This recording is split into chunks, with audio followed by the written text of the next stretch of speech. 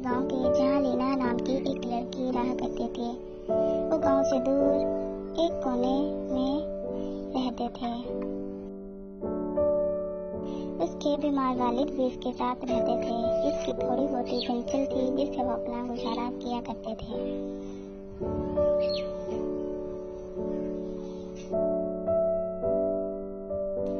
उसी गांव में दो लड़कियां जो लीना के एज की थी खेला करती थी। जैसे ही सुबह होती लीना घर का सारा काम करके उन लड़कियों के पास खेलने के लिए जाती।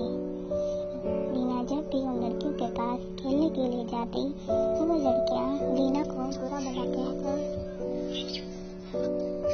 भगा देते थे और उसे खेलने नहीं देते थे। कहते थे तुम गरीब हो, तुम काली और बदसूरत हो, तुम यहाँ हमारे साथ नहीं खेल सकती। लीना वहाँ से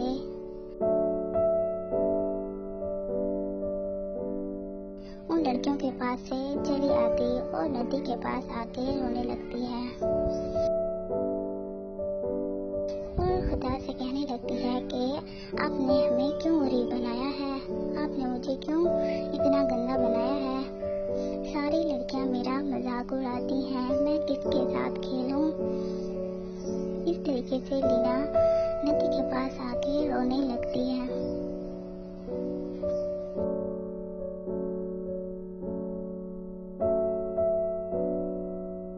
अगली सुबह जैसे होती है लीना घर का काम खत्म करके फिर खेलने के लिए जाने लगती है कि क्या पता कि आज मुझे खेलने दें।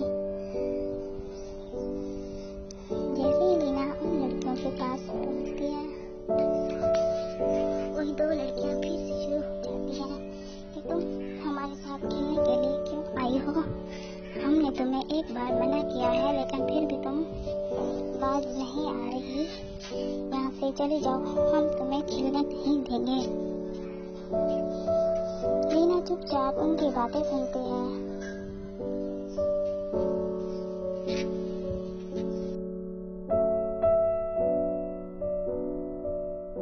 और वापस उसी नदी के पास जाने लगती है। लीना उसी नदी के पास आके फिर से वही रोना धोना शुरू कर देती है।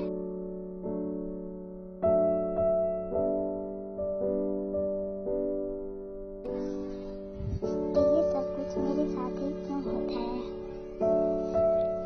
अकेली थी, उसके घर में कोई दूसरा बच्चा नहीं था जो लीना के साथ खेलता। लीना को रोज रोते हुए एक सोने की जल परी देखती थी। इस दफा जल परी ने लीना से पूछा कि तुम क्यों रोती हो, तुम मुझे अपना मसला बताओ, मैं तुम्हें खुशियाँ दूंगी। लेकिन लीना ऐसी बातों पे यकीन नहीं करती थी।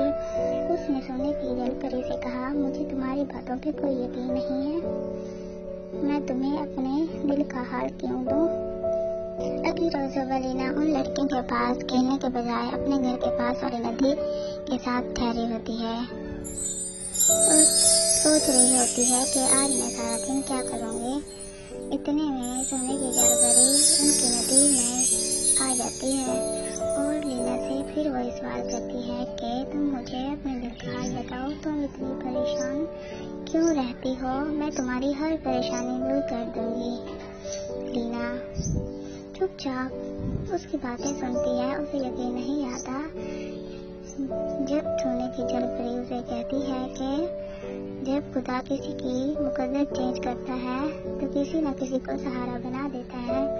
जब सोने की जल परी की ये बात सुन कर लीना तो उसे थोड़ा बहुत यकीन आने लगता है कि क्या पता सोने की जल परी मेरी मुकद्दर चेंज कर दे। इस तरीके से वो सोने की जल परी को अपने हाल बताती है कि मुझे गांव की लड़कियां काली और गरीब बोलती हैं, मुझे खेलने नहीं देती। इस तरह से सोने की जल परी उसे तसल्ली देती है कि तुम अपने घर जाके सो जाओ, सुबह देख लेना तुम बहुत खूबसूरत और अमीर हो जाओगी। से ही गुजर जाती है। जैसे सुबह होती है लीना के प्यारे से बने हुए बाल और उनके घर में रखी सोने की तिजोरी होती है जिससे लीना काफी हैरान और अपने आप से बातें करने लगती है, क्या ये मैं हूँ, इतनी खूबसूरत हो गई हूँ मैं वो जी हमारे घर में इतने सारा सोना, हम सच में अमीर हो गए हैं। वो दिल में सोने की जलपरी का शुक्रिया अदा करती है और अल्लाह से दुआ करती है कि अल्लाह तेरा शुक्र है। और फिर वो सोचती है अपने दोस्तों से के पास जाती हूँ और उन्हें सब कुछ दिखाती और बताती हूँ। लीना अपने घर से उन लड़कियों के पास जाने के लिए रवाना हो जाती है। लड़कियों के पास जाती है, उन लड़कियां देख के हैरान रह जाती हैं। एक लड़की तो नीचे हक्की बक्की होकर बैठी होती है, दूसरी लीना को देखते ही कोई बात उसके मुंह से नहीं निकलती। लीना में जाके कहती है, तुम मुझे गरीब और बदसूरत कहते थे, अब मुझे देखो मैं कितनी प्यारी बन गई हूँ। तुम दोनों से भी बहुत अमीर और खूबसूरत। वक्त पर नाज नहीं करना चाहिए, वक्त जैसा भी हो गुजर जाता है और बदलते देर नहीं लगती। ये कुछ बातें करके लीना वहाँ से चली आती है और उनकी दोस्त देखते ही रह जाते हैं।